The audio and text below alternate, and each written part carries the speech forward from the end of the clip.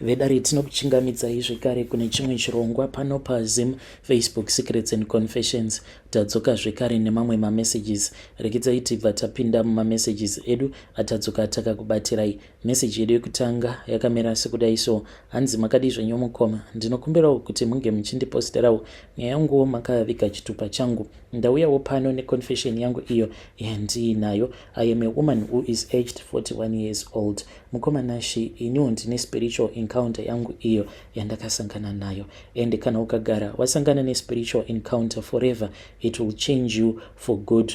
Mukoma nashi, what happened on that night, it has since changed my life, and zvakabva zvazoita kuti ndinge ndichizova munhu anongogara ari pamabvi achingonamata. Even right now I am not that person that I used to be before, because panguva yacho iyoyo ndaingoendawo kuchechi zviya zvekuti Sunday iSunday, uye zvekare unofanira kuti unge uchizovawo nechechi kuchechiwo kwaunenge uchienda. Like my mom used to say kuti munhuwo anonzi munhu unofanira kungovawo nesangano uko kwaunotiwo ukuwo ndo kuchechi kwangu kwandinoenda, kuitirawo kuti musi waunofa unokwanisa kuwanawo vanhu vanokuchema vakakuviga. So as a family, that is what we used to believe in. So mukoma, kubva zvandakaita that spiritual encounter, I am now a different woman. Uye zvekare kana mukandiona ndichinamata, it is because I have seen kuti indeed there is another world, a world that is very close to us. So mukoma, panguva yacho iyoyo pandakaita this spiritual encounter, this was about 11 years ago.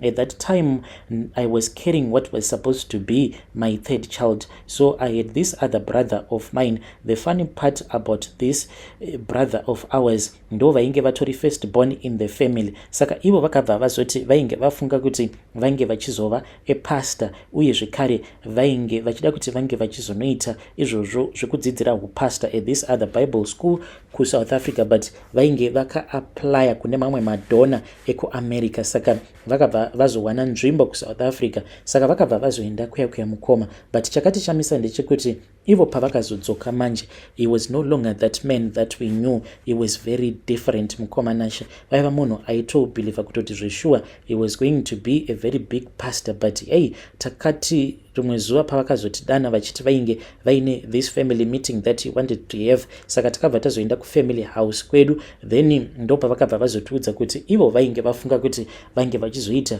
zvehun'anga. Takashamisika kuti nhai koma ko muri kuda kuzama kuti kudi muri kuda kuti munge muchizova n'anga, ko chii chaitika, ko chii chachinja, zvinopindirana napapi munhu akaenda ku South Africa kuti ange achinodzidzira kuita pastor, but now mava kuda kuita n'anga. Hamusi kuona here kuti mava kutoshandiswa nemweya imi? But ivo vakabva vati pavainge vari ku South Africa vainge vakataura nevadzimu, saka vadzimu ndo zvavainge vachida izvozvo kuti vange vachiregedza zvoupasta zvavainge vachida kuita, uye zvekare vange vachizova n'anga.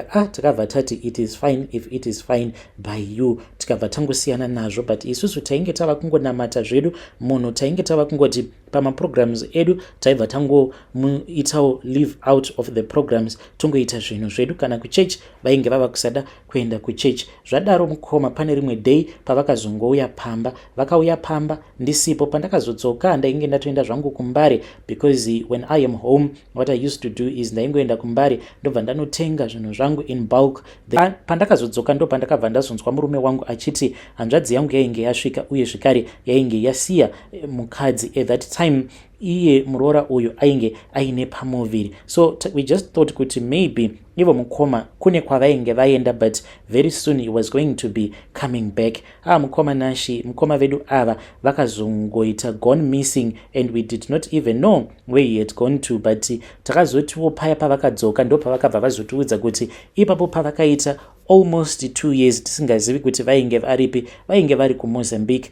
Mukoma, takagara nemuroora uyu kudzamara ndazoona ndega kuti zvainge zvava kusaita kuti tingoramba tigere nemuroora. Ndikabva ndamuti zvainge zviri nani kuti ange achingodzokera zvake kuvabereki vake, but iye akabva ati no, it is fine, ngatingogarai tete. Saka murume wangu akabva azongotsvakawo zvimazenge ndokubva azotongogadzirawo chimukuku, akabva avakira ambuya vake chimukuku at the back of our house. Iye murume wangu ndimakanika, so he used to work at home at that time. Mukoma nashi, after almost 2 years ivo mukoma ndo pavakabva vazouya. Vakati vauya paya vainge vakaita kugukuchira rimwe zibhegi rainge richiratidza kuti rairema, apa rainge rakazara mishonga yakasiyana siyana. Vakati vachida kuburitsa mishonga iyayi, ndikabva ndati zvinhu zvenyu muchazozviita masvika kumusha, because vainge vachiti ndikuda kukurakidzai zvinhu zvangu zvandabva nazvo kuMozambique. Mukoma naShe vakabva vazotorana nemukadzi wavo, ndivo avo vakananga kumusha.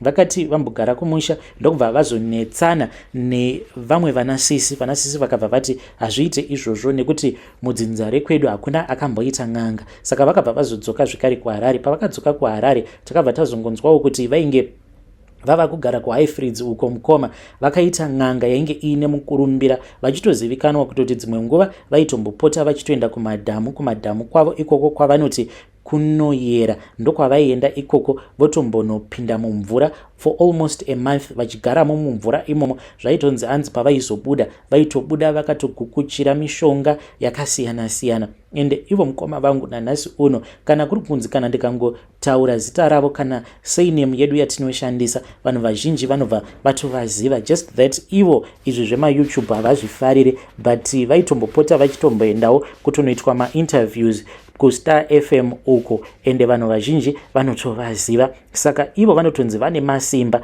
but ivo manje pavakaenda kuMozambique uko vakabva vazopiwa chidende ichi mukoma chavakapiwa, ivo vakabva vazosarudza kuti zvainge zviri nani kuti vange vachiurayisa hama dzavo kuitira kuti vange vachingoramba vachiita masimba iwawawa acho avanonzi vanawo. Saka chidende ichi ndogona racho ravanoshandisa pakurapa, ende zveshuwa vanotorapa, vanotospecializa pakurapa mapenzi nezvirema, but at what cost?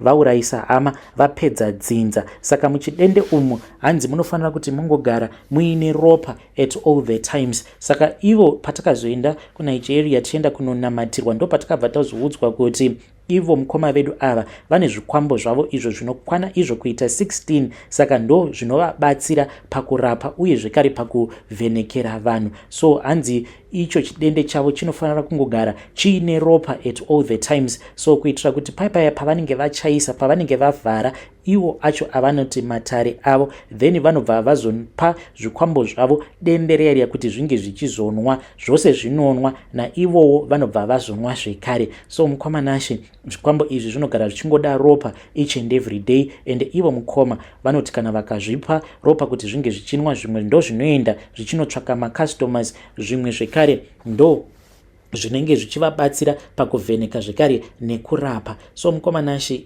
ivo mukoma ndo zvavakasarudza izvozvo kuti zviri nani kuti vange vachiurayisa dzinza rose, ende kuti vange vachiwana masimba nemukurumbira nekuita mari vachiita basa ravo rehun'anga. Mukoma naShe handitombozivi kuti ivo mukoma like ropa iroro why is it richingogara riri fresh, because from the prophecies that we were given from this prophet, he has since passed away, uyo wekuNigeria at that time patakaenda ikoko things were so bad in our family because tainge tina vamwe vatete vedu vainge vabva mukushayika, ndokubva tazoti zvainge zviri nani kuti tinge tichizoenda kuya. Saka takabva tazoenda kuNigeria kuya kuti ange achitibatsira prophet uyu. So that night akabva ati I am going to pray for you, ende kana ndakunamatirai ndikuda kuti munge muchizoenda kunorara, then paya kana marara you are going to see a vision, everything was going to be revealed to us. So nekudawo kwekuti tainge tisina mari, because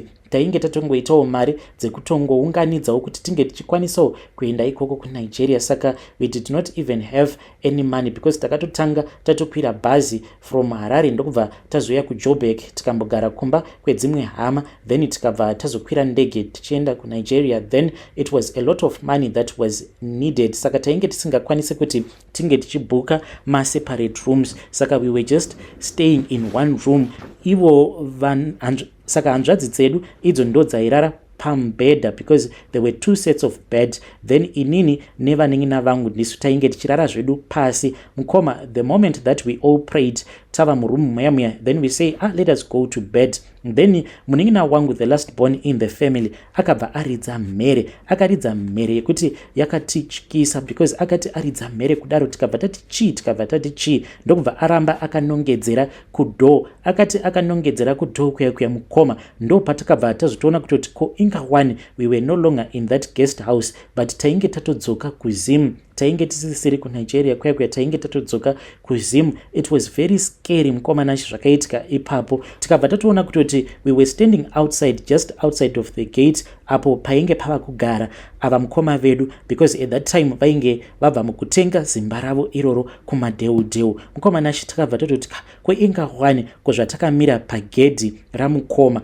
then tainge tava kutya manje because takabva tazoona kuti pamberi pegedhi painge paine rimwe zikukwambo rainge rakaita kureba. Mukomanashi rainge richityisa rakaita zigiant, ndiro rainge richigadha pagedhi ipapo. Takabva tada kuti tinge tichitiza, but takati tichida kutiza kudai ndo patakabva tazoona prophet vaya. And if you can see mukoma, handisi kutoda kutoti ndige ndichitaura zita ravo because vamwe vanokwanisa kuzoti maybe it is just a marketing. Saka takabva tazovaona prophet vaya vainge vakatomira kumashure kwedu, but vakabva vazotibvunza kuti ko muri kuda kuenda kupi, because tainge tichida kutiza.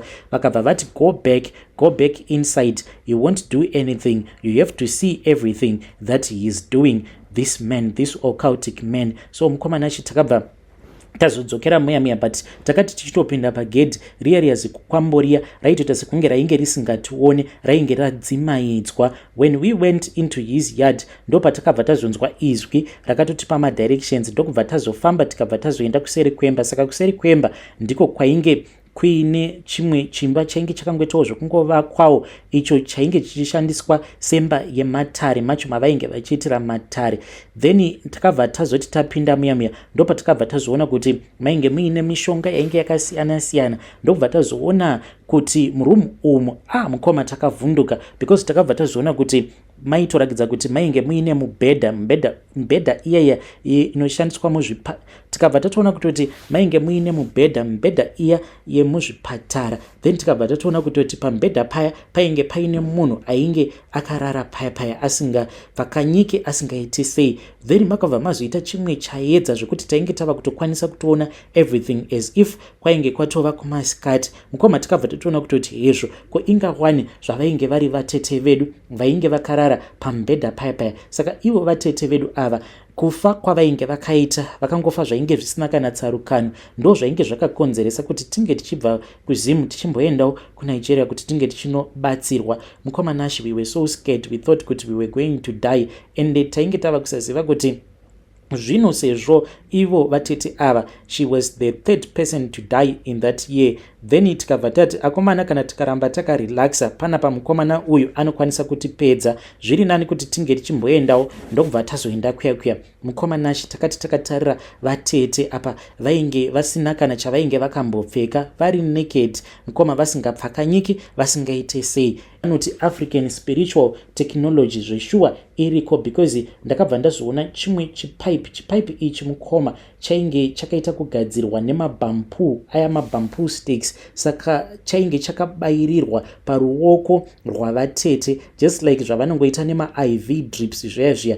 Saka takatoona kutoti ropa rainge richitobuda mumuviri mavo richitonodonhera muya muchidende chavo chechiya. Mukomanashi, this thing when it happened, it was about 2 months after vatete ava vabva mukushaika. But ipapo patakavaona vatete ava kunyange zvavo vainge vasingapfakanyike, but waitoona kutoti munhu uyu mupenyu kauyu, munhu uyu achiri kurarama. So hatina kunyatsokunzwisisa kuti chii chakaitika ipapo, but takazoti tapepuka manje mushure mekunge tava kuudza prophet vaya zvose zvatainge taona muvision. Vakabva vati some things of the spirit you can never understand. Mukomanachi takati takamira muchirumu ichocho chematare ndo patakabva tazoona mukoma vachipinda, and vachipinda mukoma vainge vachitevererwa negurushushu rezvikwambo. Zvimwe zvacho zvainge zvakaita kunge imbwa, zvimwe zvacho zvainge zvingori negumbohwani, zvimwe zvacho zvainge zvine mafesi akawanda. Then vakabva vatopinda muya ndobva vatotanga kutotaura nezvikwambo zvezviya. So vainge vachitotaura nazvo as if munhu ainge achitotaura nevanhu. But I still remember some of the name that I remembered the most ndechimwe chikwambo icho chavainge vachiti Ephraim. Apa chainge chakanyangara sei chikwambo chacho ichocho. The reason as to why uyu Ephraim uyu ndakakwanisa kumurangarira, it is because vakazoti vava kutaura nacho chikwambo chiya vakabva vati Ephraim Ephraim ndati kudi nai Ephraim, ende vainge vakatsamwa. Then vakabva vati Ephraim ndati kudi, icho chakangoramba chakanyarara. Vakabva vati Ephraim handina kukupa mukadzi here iwe, chikabva chagutsurira musoro. Then vakabva vati ko mukadzi wako kana ndakakupa mukadzi aripi, Ephraim mukadzi wako aripi, chikabva charamba chakanyarara. Vakabva vati zvekare handina kukupa here mukadzi, ko Susan aripi, not my real name mukoma. Vakabva vati ko Susan mukadzi wako aripi, ndopandakabva ndati zvinoreva kuti chikwambo ichi. Saka ndo murume uya wandinogara ndichingorota achiuya kuzoita bonde neni, zvekuti kana ndikangomurota mangwana acho ndinobva ndatomuka nditori kumaperiods. Vakabva varamba vachingotaura nacho chikwambo chechi chisingakwanisi kuvapindura because vainge vachitaura nacho zvezvo zvainge zviine hasha mukati. Chimwe checho manje ndo pachakabva chazopindura chikabva chati vanhu ava sezvamunoziva kuti vaenda kuprayer mountain, saka tambozama kuti tinge tichiva ataka but hatikwanisi kuti tinge tichiva ataka, saka tichavataimira apo pavanenge vazodzoka ndo patichakwanisa kuzova ataka.